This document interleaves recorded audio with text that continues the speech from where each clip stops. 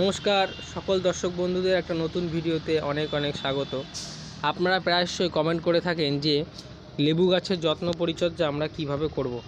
এখানে দেখুন আমার একটা কমলা লেবুর গাছ আপনাদের দেখাচ্ছি। এটা একটা নাগপুর ভ্যারাইটির কমলা লেবু। এখন মার্চ মাস শেষ হয়ে এপ্রিল মাস পড়েছে, তো এখন কিন্তু অলরেডি কমলাগুলো একটু বড় সাইজ হয়েছে। এই কমলাগুলি সেই শীতকালে গিয়ে পাকবে এবং তার আগে 1 বছর ধরে গাছে কিন্তু থাকবে। এই গাছটার ক্ষেত্রে বিশেষ স্পেশালিটি হচ্ছে ছোট গাছেই ফল হয় এবং এত বড় ফল থাকা সত্ত্বেও গাছে কিন্তু ফুল আসছে। এইটাই হচ্ছে এই লেবুর বিশেষত্ব। এই গাছ আপনারা সহজেই বাড়িতে করতে পারেন এবং আমিও করে দেখেছি, খুব ভালো রেজাল্ট কিন্তু এই গাছে পাওয়া যায়। আপনাদের বলবো অবশ্যই এই গাছটা বাড়িতে করুন।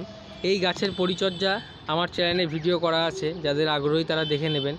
আর প্রথমত বলে রাখি, আমি এখন এই গাছে মেনলি যেটা খাবার ইউজ করছি সেটা হচ্ছে NPK 19-19-19 প্রতি লিটার জলে 3 থেকে 4 গ্রাম পরিমাণ দিয়ে আমি 15 দিনে একবার করে স্প্রে করছি।